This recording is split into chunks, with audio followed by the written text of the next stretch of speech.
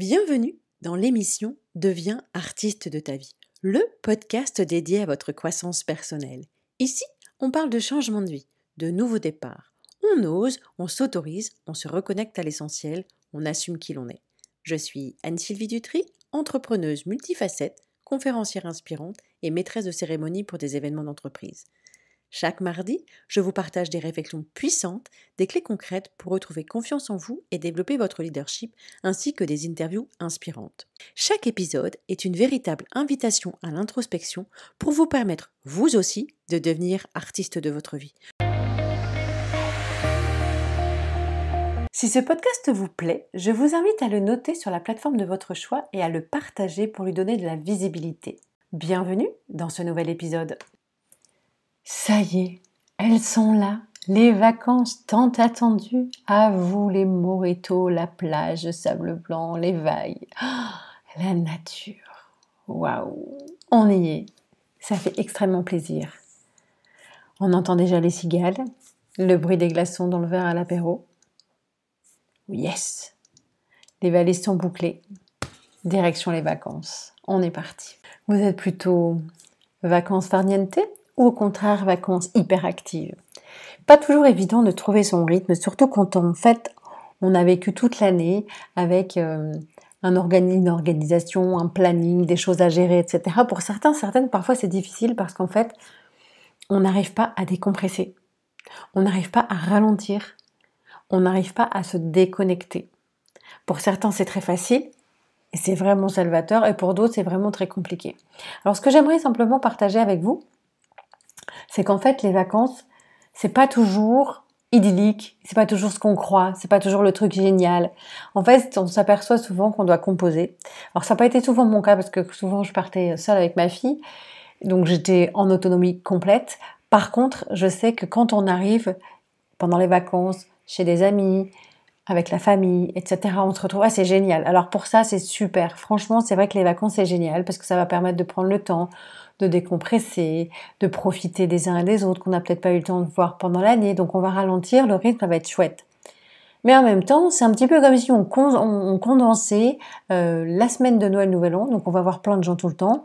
Et en fait, on ne respecte pas forcément son rythme. Mais au-delà de ne pas respecter son rythme, parce que ça c'est vraiment quelque chose d'important, et je vais revenir dessus juste après, la deuxième chose et le deuxième effet qui se coule des vacances, c'est qu'en fait, on va devoir cohabiter avec soit toute une tribu de potes, d'amis, des enfants des amis, et ça, on n'est pas toujours prêt en fait.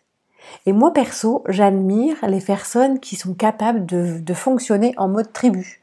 C'est-à-dire que on est nombreux, il y a beaucoup d'adultes, il y a beaucoup d'enfants, et puis chacun s'autogère. Et ça, c'est un truc, je trouve ça génial. Alors, je l'ai pratiqué pendant un temps, pas en grand format, parce qu'on était juste que quelques mamans, on était 3 mamans avec au grand max 5 enfants, et on se relayait. Mais je sais que c'est quelque chose qui se pratique, des gens qui se retrouvent à 10, 15, 20, tous ensemble, et ça, je dis chapeau. Chapeau parce qu'en fait, on n'est pas tous sur le même rythme quand on est en vacances. Et je pense qu'il faut vraiment avoir un degré de relation avec ses amis pour pouvoir partager des moments précieux, créer des souvenirs, vraiment quelque chose qui soit top et voilà que tout le monde va s'en souvenir parce que c'est vrai que quand on est enfant, les vacances, c'est pouvoir aussi être en groupe avec plein d'autres enfants, découvrir plein de choses, etc. Et faire en sorte que ça se passe bien parce qu'en fait, vous allez être confrontés avec des rythmes différents, des modes d'éducation différents, des choix d'activités parfois différents. Et je pense que cette période de vacances, c'est souvent aussi l'occasion, peut-être pour certains, ce sera génial de faire des compromis. Il y en a d'autres, c'est non négociable et non négligeable. Je ne veux pas, passer les vacances avec ta sœur, ta mère ou je ne sais qui. Parce que les vacances c'est sacré, et pour d'autres, ça va être l'occasion vraiment de se retrouver. Et ça me rappelle vraiment quelque chose que j'ai vécu il y a très longtemps. L'année de mon divorce, en fait, je me souviens que j'étais partie en vacances, j'avais rejoint des amis en vacances et j'étais toute seule avec ma fille. Et donc, je vous avouerai que, vu la situation, les vacances, c'était pas le truc le plus glamour et chouette qui puisse être, parce qu'en fait, c'était les premières vacances, j'ai dû partir bon, voilà, je suis pas partie de gaieté de cœur, mais en tout cas, c'était quelque chose qui m'a vraiment bien aéré la tête. Et en fait, à un moment donné, je crois au détour d'une conversation, enfin voilà, j'étais dans un hôtel et puis j'entendais les gens discuter et tout, et j'ai trouvé ça excellent. Enfin, ça m'a mis quelque part du baume au cœur. Alors c'était peut-être pas forcément la meilleure façon qui soit, mais je me suis rendu compte en fait, les gens qui étaient en couple avaient tendance parfois à hausser le ton, à se disputer, à s'énerver, parce que voilà, la maman disait oui, de toute façon t'es jamais là, tu te rends pas compte pour le temps que tu passes avec nous, tu pourrais être au moins disponible, etc. Et ça m'avait fait sourire parce qu'en fait, j'entendais ces gens te disputer et je me disais, ben finalement, dans ton malheur, t'es toute seule, mais au moins tu peux profiter. Et c'est vrai que c'est aussi l'occasion de redistribuer un petit peu les cartes en termes de relations, parce qu'en fait, ben, on a vécu aussi pendant toute l'année avec des jeunes qui évoluent, si c'est le cas quand on a des enfants, avec nous aussi qui voyons les choses différemment. Et c'est vraiment reposer un cadre, ou en tout cas faire en sorte que chacun puisse profiter au maximum de son temps de repos, parce que bah, c'est vraiment important. Alors c'est vrai que parfois vous avez aussi des familles qui veulent absolument partager tout ensemble, alors que parfois les jeunes ou les ados ils veulent juste être tranquilles et faire leurs petites voilà leurs occupations dans leur coin. Et je pense que c'est vraiment, en tout cas c'est moi, je vous partage simplement mon ressenti, mais c'est pas toujours évident de trouver le là quand on est parti en vacances et voilà, de pouvoir contenter tout le monde, parce que bah, pour certains ça va être le sport à gogo, pour d'autres ça va être je fais la crêpe au bord de la plage ou au bord de la piscine, ou d'autres ça va être vraiment faire toutes les activités culturelles du quartier, du coin, etc. Aller au marché, déguster toutes les saveurs qu'on peut rencontrer. Et ça, c'est vraiment un savant mélange, j'allais dire, de joie, de plaisir, de partage. Et ça, c'est vraiment quelque chose qui, en tout cas, j'aimerais que vous puissiez me partager votre définition des vacances. Qu'est-ce qui est important pour vous quand vous êtes en vacances? Voilà, c'est quoi vos rituels? Est-ce que vous avez des régions préférées? Est-ce que vous êtes plutôt du genre à changer tout le temps de lieu parce que vous êtes vraiment curieux d'apprendre plein de choses et de découvrir soit la France, soit l'Europe, soit le monde entier, et vous êtes toujours parti par Mons et par Vaux, ou au contraire, vous avez voilà cette sacro-sainte destination parce que vous connaissez ça depuis que vous êtes enfant, vous avez passé tous vos étés avec votre famille, vos cousins, vos cousines, et vous êtes attaché à un lieu. Et j'aimerais vraiment dans les commentaires vous partager, parce que c'est vrai qu'au niveau des vacances, il y a vraiment deux équipes, hein. C'est un petit peu comme la team chocolatine et la team pain au chocolat. Voilà, il y a deux façons d'appréhender les choses, et vous avez des personnes qui, depuis 30 ans, voire plus, vont toujours au même endroit parce que c'était comme ça quand on était avec les grands-parents, parce que j'ai toujours fonctionné comme ça. Et il y en a d'autres, ça va être plutôt la mer et d'autres la montagne. Enfin voilà, j'aimerais que vous puissiez me partager un petit peu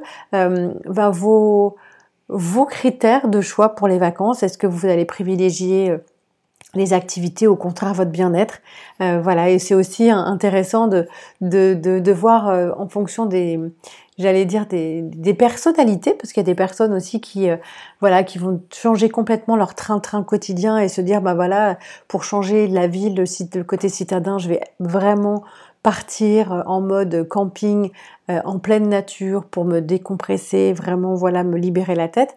Et voilà, ou à d'autres, ça va être vraiment être en ville parce qu'on a envie de partager, de découvrir des choses qu'on connaît pas. Et c'est vraiment un moment pour moi en tout cas, de ressourcement. Et ces vacances, ça a toujours été l'occasion, j'allais dire, de créer des liens et de créer des souvenirs. Parce que ça, c'est vraiment quelque chose qui est propre à chacun. En tout cas, moi, je sais qu'il y a quelque chose que j'adore vraiment, parce que je pars toujours, en plus, généralement courant juillet, c'est des souvenirs. Voilà, les feux d'artifice qu'on allait voir avec les parents, etc., quand on était petits. Et c'est des moments magiques parce qu'en fait, on arrive aussi à créer et recréer ces moments-là. Moi, je sais que d'aller au feu d'artifice avec mes neveux, c'est quelque chose qui est assez chouette. Et même moi, en tant qu'adulte aujourd'hui, c'est vraiment un moment privilégié que j'affectionne tout particulièrement. Et c'est vrai, pour vous dire à quel point c'est quelque chose d'important pour moi, ça fait quelques années que je pars en vacances à l'étranger, notamment en Espagne. Et en fait, il n'y a pas le 14 juillet là-bas. Donc voilà, ça a été pendant quelques temps, je me suis dit, mais j'étais un petit peu frustrée de ne pas avoir mon feu d'artifice. Et la bonne nouvelle, c'est que j'ai découvert que eux, il fêtait les fêtes de la Saint-Jean. Et en fait, voilà, j'ai eu mes feux d'artifice à des dates différentes, mais c'est des choses, vous voyez, des souvenirs qu'on garde. Et je pense que c'est important aussi de faire en sorte qu'on puisse chacun à notre manière, profiter de ces moments qu'on va vivre ensemble. Et pour certains aussi, ça peut être aussi d'être dans le dénuement, c'est-à-dire qu'on va, voilà, on va tester de se délester au maximum. On va aussi, moi je sais qu'il y a des personnes qui vont expérimenter des retraites. En tout cas, ça peut être aussi l'occasion de ces vacances de sortir de sa zone de confort pour justement être dans une autre optique, de vraiment faire quelque chose de complètement différent. Il y en a qui vont tester des challenges, voilà, et qui vont peut-être faire des sauts à l'élastique ou des sauts en parachute ou que sais-je, ou faire du rafting alors que c'est peut-être pas dans nos habitudes au quotidien. Et d'autres aussi, et pour l'avoir testé, expérimenté, c'est d'aller prendre ce temps, en tout cas se ressourcer en étant dans le silence. Et c'est vrai que c'est quelque chose qui peut être parfois déroutant parce que c'est pas toujours évident quand on a été habitué à être en relation et passer des vacances, voilà, où on se dit je m'isole. Et pour certaines personnes aussi, ça peut être quelque chose d'assez confrontant. Et je ne sais pas si vous avez déjà eu l'occasion, en tout cas, de partir sur le chemin de Saint-Jacques de Compostelle.